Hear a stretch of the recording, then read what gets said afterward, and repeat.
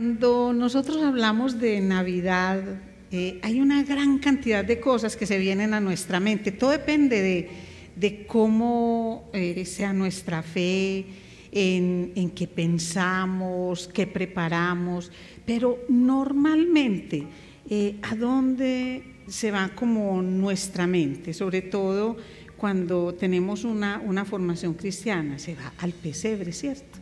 Inclusive se va a todos esos relatos bíblicos donde nos hablan de ese ángel, ese arcángel que se acercó a María y le dijo que era bienaventurada y que iba a concebir por obra y gracia del Espíritu Santo, y empieza todo esto que nos cautiva. En torno a eso empezamos a pensar, pero también todo eso relacionado con el nacimiento del Señor Jesús empieza a compartir espacios con lo que vamos a comer, con lo que vamos a vestir, cómo va a ser la reunión, el regalo que vamos a comprar, a quién vamos a agasajar y de qué manera. Entonces empiezan a mezclarse una serie de sentimientos. Por ejemplo, en muchas personas renace como una bondad, como un deseo de llevar felicidad y alguna especie de compensación a personas que durante todo el año tienen situaciones muy adversas, ¿cierto?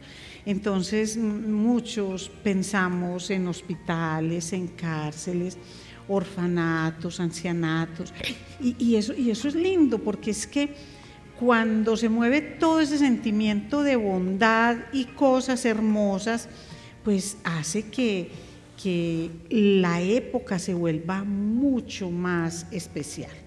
También hay otros para los cuales esto pasa completamente desapercibido, y es época de parranda, de excesos, como si se tuviera licencia para los excesos en bebida, en comida, en diversión, en descanso. Todo es un descanso. Todos los días dicen en Navidad, porque diciembre es Navidad y Navidad es diciembre para personas para las cuales el tema de Dios no es trascendente y no es más que algo relacionado con historias. Y les voy a hacer una invitación que va en torno a lo que el pastor ha predicado en todos estos domingos, y tiene que ver con un plan perfecto de salvación, con cómo esto trasciende al bebé, cómo trasciende el pesebre, cómo trasciende todas esas circunstancias, digamos, adversas que tuvieron que pasar María y José para el momento en que vino a este mundo Dios hecho hombre, Jesús, como un bebé. Entonces vamos a recordarlo en torno a un estribillo que conocemos muchísimo y que le da el nombre a este mensaje, y es noche de paz, noche de amor, ¿cierto? Todo duerme en derredor, y empieza como a contar la historia de la Navidad. Y si bien noche de paz, noche de amor como tal no aparece en la Biblia, podemos decir que es uno de los villancicos que más se acerca a lo que es la esencia de la Navidad en cuanto al amor y a la luz. Pero hoy les pido que sea el Señor con nosotros y que podamos llegar a su corazón, y que lo hagamos como un clamor, como una petición, como una oración, para que podamos encajar todo esto, para que podamos ver cómo se materializa en esa noche de paz, en esa noche de amor, cómo se materializa ese amor misericordioso, de pronto incomprensible para muchos, que no somos capaces de dimensionarlo, pero que es por ese amor que nosotros vivimos y somos salvados. Y por todo esto, Señor, dicho en forma de plegaria y petición, pedimos que sea tu Espíritu Santo dándole vida, Señor, a esta palabra y permitiendo que tengamos otro acercamiento a lo que es la verdadera Navidad. Te lo pedimos en el nombre poderoso de Cristo Jesús. Amén. Muy bien. Entonces, haciendo a un lado pesebre, finalmente lo tenemos que ver, pero pesebre, pastores, todos estos sucesos bíblicos, reales y que hacen parte del entorno de la Navidad. Entonces, vamos a ver ese propósito especial de la Navidad, de esa noche de paz, de esa noche de amor. Y es reconciliar al hombre pecador, Dios reconciliando al hombre pecador con Él mismo mediante la muerte sustitutiva en la cruz. Es decir, vamos a hablar de lo que es la redención de la humanidad. Y vamos a mirar, si pudiéramos elegir un versículo para hablar de la noche de paz, entonces podemos ir a 2 de Corintios 5, 17 al 21. Por eso les digo que es una mirada bíblica, pero alejándonos un poquitico de lo que es el pesebre al que finalmente vamos a llegar. 2 de Corintios 5, 17 al 21 dice así la palabra del Señor. De modo que si alguno está en Cristo, nueva criatura es. Las cosas viejas pasaron, he aquí todas son hechas nuevas. Y todo esto proviene de Dios, quien nos reconcilió consigo mismo por Cristo y nos dio el ministerio de la reconciliación. Que Dios estaba en Cristo reconciliando consigo al mundo, no tomándoles en cuenta a los hombres sus pecados, y nos encargó a nosotros la palabra de la reconciliación. Así que somos embajadores en nombre de Cristo, como si Dios rogase por medio de nosotros. Os rogamos en el nombre de Cristo, reconciliaos con Dios. Al que no conoció pecado, por nosotros lo hizo pecado, para que nosotros fuésemos hechos justicia de Dios en él. Entonces, ¿en qué consiste la paz? Si hablamos de esa noche de paz, es que había algún conflicto, porque cuando uno habla de restaurar la paz, de encontrar la paz, inmediatamente se viene su antagónico, ¿cierto? Que es el conflicto. Entonces, vamos a hablar de lo que es la reconciliación de Dios consigo mismo, con la humanidad, pero para pagar el precio de lo que fue la ofensa de la humanidad a un Dios que es santo, santo, santo. Lo que hay que hacer es dejar de lado la hostilidad existente, por ejemplo, entre dos personas para poder lograr la paz. ¿Y qué es lo normal que pasa? Nosotros en nuestra mente, ¿qué es lo que decimos? Que el que hace, el que comete la falta, es el que debe buscar la reconciliación. Yo ofendo, entonces yo busco reconciliarme, así sea sacando una excusa, pidiendo perdón, aclarando cualquier situación, pero yo que causo el conflicto, entonces yo quiero acabar con la enemistad. Pero aquí es bien distinto, porque ¿quién era el hostil? ¿Quién era el que generaba la hostilidad y el conflicto? El hombre. ¿Y quién era el ofendido? Era Dios. Entonces cabe una pregunta. Bueno, y entonces, ¿por qué Dios tomó la iniciativa de reconciliarse con la humanidad? ¿Por qué Dios tomó esa iniciativa? Y la respuesta la podemos encontrar en Romanos capítulo 5, versículo 6. Cuando éramos totalmente incapaces de salvarnos, Cristo vino en el momento preciso y murió por nosotros, pecadores. Miren qué cosa tan hermosa. Incapaces de salvarnos, es más, incapaces de buscar la salvación. Porque es que hay algo. ¿Qué es lo que pasa con el ser humano? Hay muchos seres humanos que en medio de su orgullo, y esa es como la mayor manifestación de orgullo, cuando dicen yo soy capaz de salvarme, por lo que hago, por lo bueno que soy, entonces como que yo misma fijo el estándar de bondad y hago todo lo posible por llegar a ese estándar de bondad a través de buenas obras que realizo y lo que llamamos malas obras que dejo de practicar. Entonces me convierto en una persona buena. ¿Y qué perdón voy a necesitar? No alcanzo ni siquiera a dimensionar que necesito perdón. Entonces, cuando Dios comprende, y esto lo comprendió desde antes de la fundación del mundo, no es que Dios de pronto, la creación, entonces vino el pecado y Él se empezó a sorprender y a decir, ¿qué hago yo con esta humanidad? Pero no son capaces de salvarse, no, Él lo sabía, Él entendía esto perfectamente. Por eso es que cuando nosotros hablamos de Navidad, debemos recordar ese plan perfecto que Dios ha tenido desde siempre.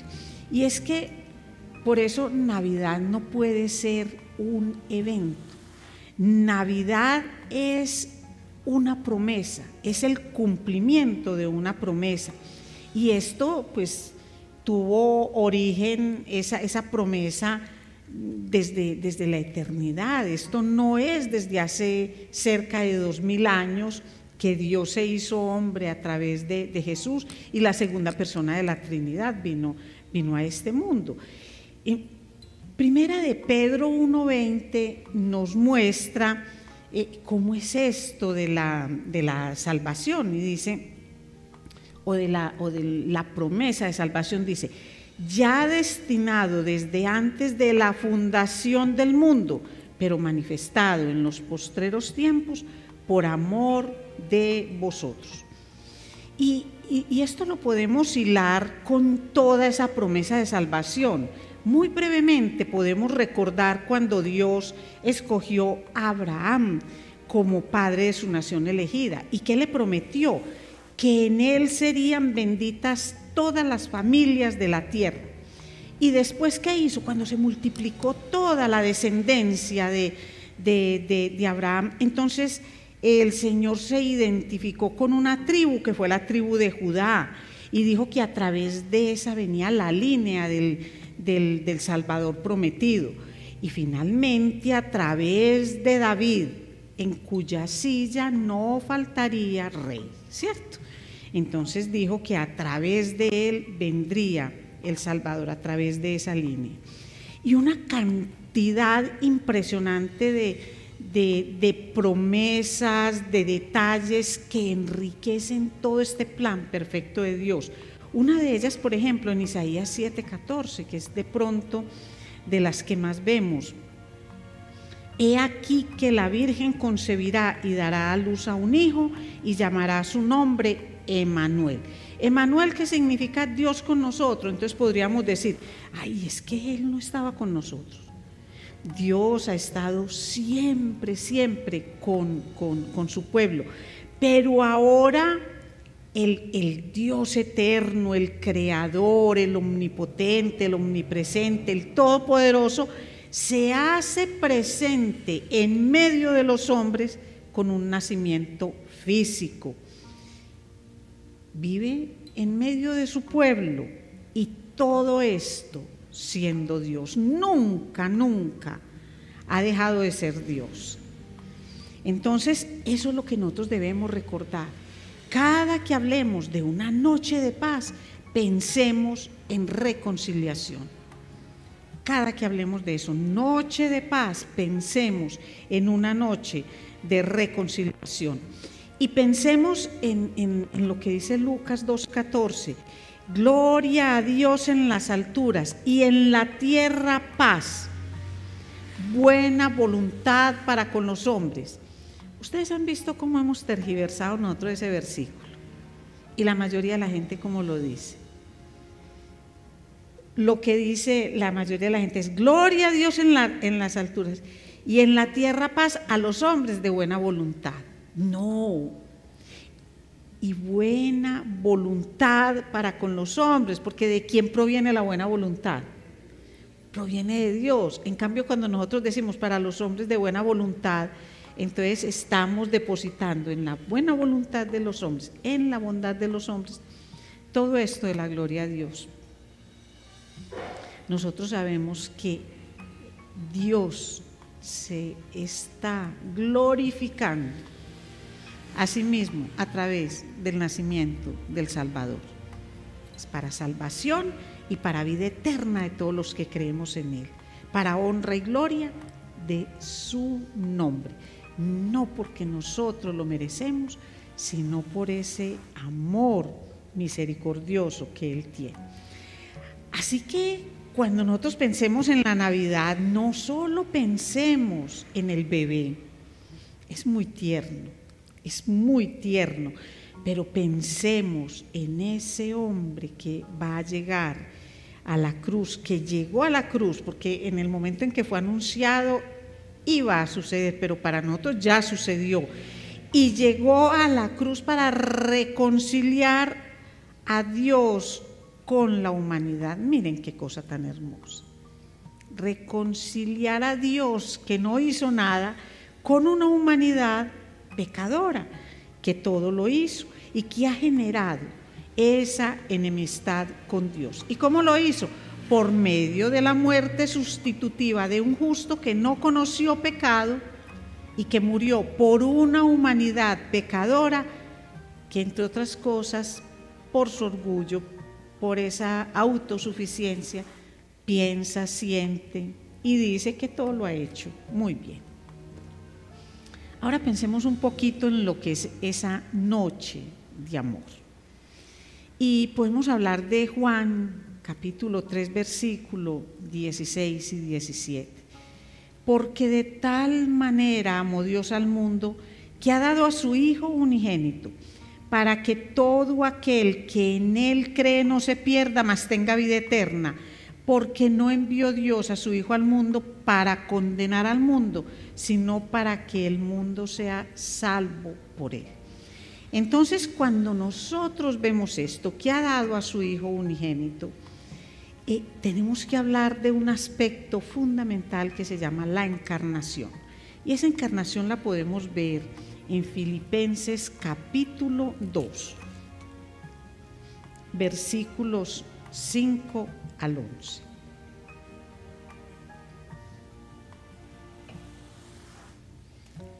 Haya pues en vosotros este sentir que hubo también en Cristo Jesús, el cual siendo en forma de Dios no estimó el ser igual a Dios como cosa a que aferrarse, sino que se despojó a sí mismo tomando forma de siervo, hecho semejante a los hombres. Y estando en la condición de hombre, se humilló a sí mismo, haciéndose obediente hasta la muerte y muerte de cruz. Por lo cual Dios también le exaltó hasta lo sumo y le dio un nombre que es sobre todo nombre, para que en el nombre de Jesús se doble toda rodilla de los que están en los cielos y en la tierra y debajo de la tierra, y toda lengua confiese que Jesucristo es el Señor, para gloria de Dios Padre. ¿Sí ven cómo es esto de hermoso? Entonces, cuando Dios envía a Jesús, esto es un asunto de la Trinidad. Esto no es por un mandato dictatorial y te toca a ti, entonces ¿qué voy a hacer? Sino que es voluntad de la Trinidad misma. Cuando viene este bebé, cuando nace en el mundo, no es que se haya convertido en Dios, sino que es Dios que le añadió humanidad, le añadió carne a su condición de Dios. Eso fue lo que pasó con Jesús. ¿Y todo esto para qué? Para que nosotros nos podamos convertir en hijos de Dios. Eso es lo que nosotros hacemos. Él no se convirtió en el Hijo de Dios. Jesús no se volvió el Hijo de Dios cuando nació, porque es que ya lo era. Él siempre ha sido Dios, como lo dice Juan. Así Juan lo expresa, que el Verbo era Dios, era con Dios, desde el principio, coeterno con el Padre. Siempre, siempre fue Dios. Ese bebé en el pesebre, cuando nosotros lo vemos, es Dios en carne humana.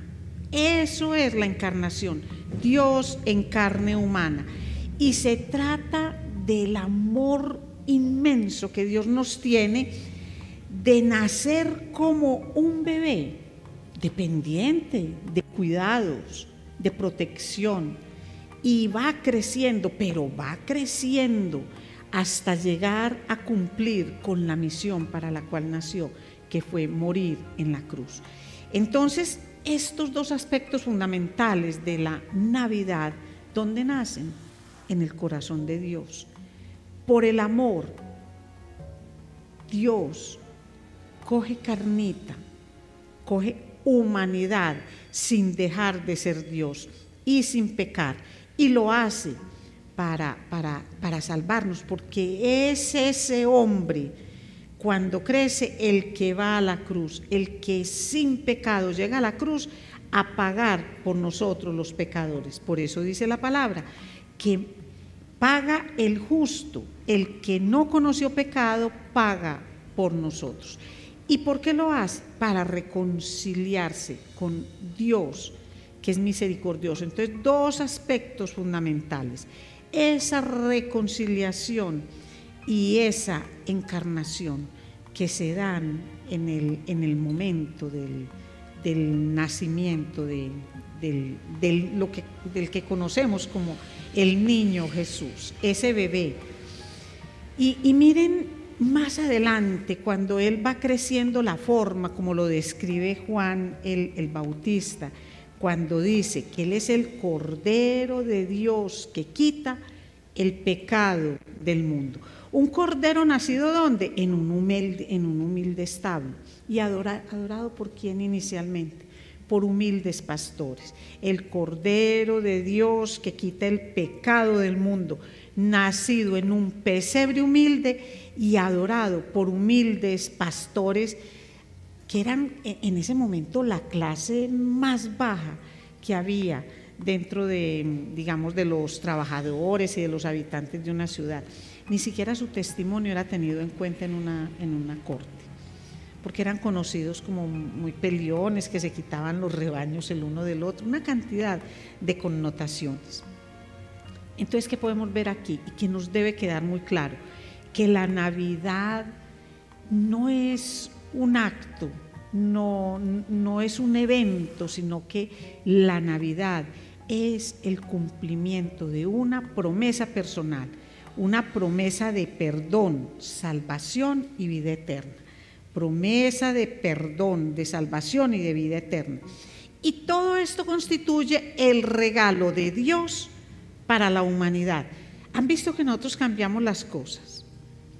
¿Y nosotros qué hacemos? Damos regalos, pero también esperamos regalos. Pero el verdadero regalo es el regalo de Dios para la humanidad. Pero miren cómo está todo el plan de salvación.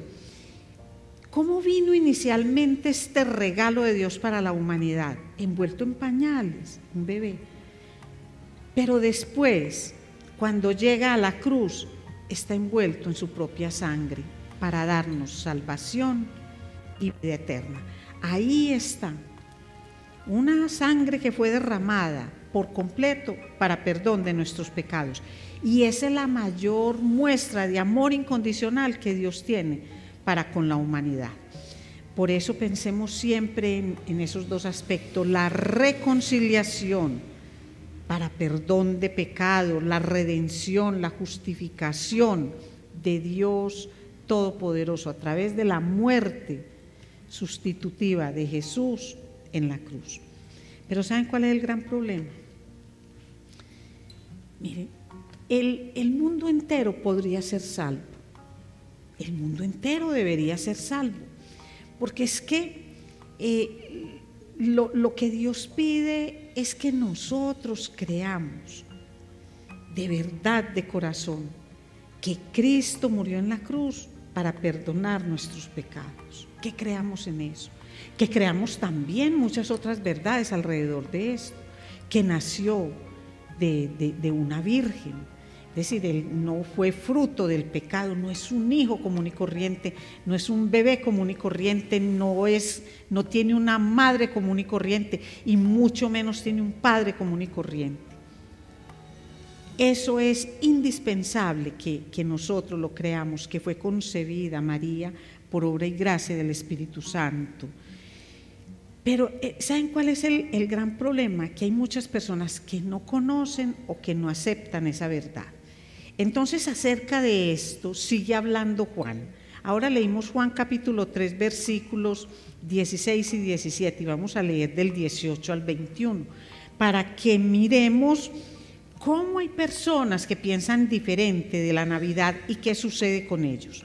Dice: el que en él cree no es condenado, pero el que no cree ya ha sido condenado porque no ha creído en el nombre del unigénito Hijo de Dios. Y esta es la condenación: que la luz vino al mundo y los hombres amaron más las tinieblas que la luz, porque sus obras eran malas, porque todo aquel que hace lo malo aborrece la luz y no viene a la luz, para que sus obras no sean reprendidas.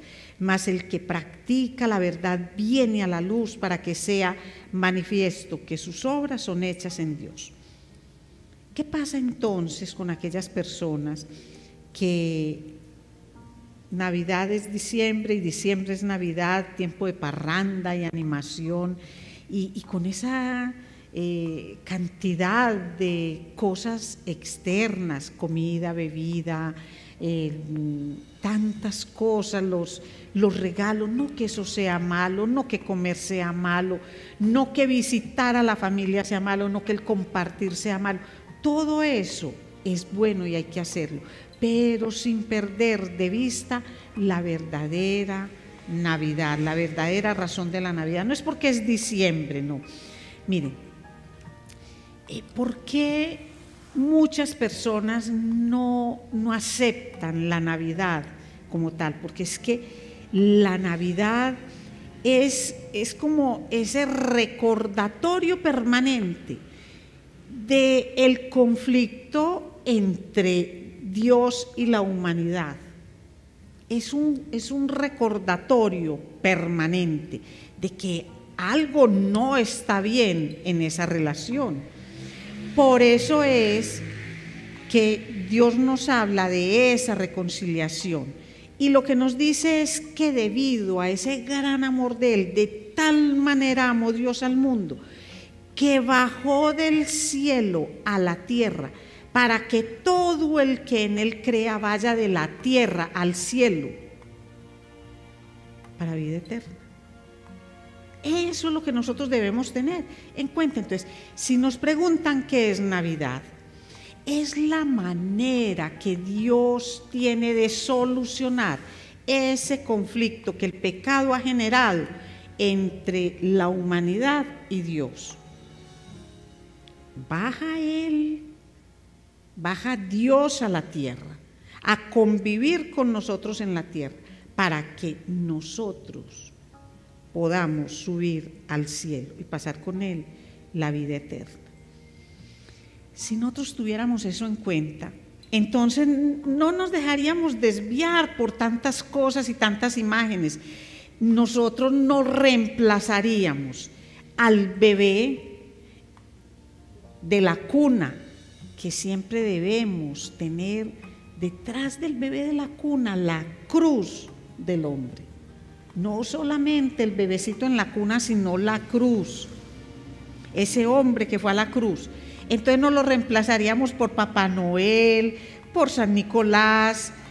Empecé a curiosear en internet. Entonces está Babushka en Rusia, Oleg Zero, encargado de llevar regalos de Navidad en el pueblo vasco, en Cataluña y en Aragón. Saben que me llamó mucho la atención eso. Dice tío de Nadal. Pensé que tenía mala la tilde y no, está correcta. Tío de Nadal es un tronco de leño al que cubren y le dan comida, como si fuera una persona que tiene frío y que tiene hambre. Y en Nochebuena los niños le dan palo parejo esperando a que les dé dulces y regalos, a que esa comida y esas cosas le den dulces y regalos. Apalpador es un carbonero mitológico con una barba rojiza que en las noches del 24 y el 31 baja a tocar la barriga de los niños. La Befana en Italia, que hace lo mismo que en España hacen los Reyes Magos, a los cuales se le da mucha más trascendencia a Cristo mismo, ¿cierto? Los vendeguns, que son como esos duendecitos que le ayudan al Papá Noel y que trabajan todo el año para que la gente tenga los regalitos. Los muchachos de Yule, que se dedican a hacer daños y travesuras, y eso pues parece como algo bien gracioso. Miren, si nosotros tuviéramos claro, si todas estas personas conocieran lo que es el verdadero sentido de la Navidad, no habría que luchar contra eso.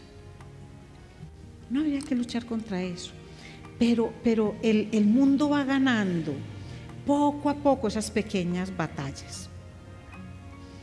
Vaya al comercio a buscar un pesebre que se pueda inflar y no lo encuentra, pero encuentra toda la cantidad de figuras de Papá Noel y de todo esto que evocan lo que es el comercio, regalos y comercio.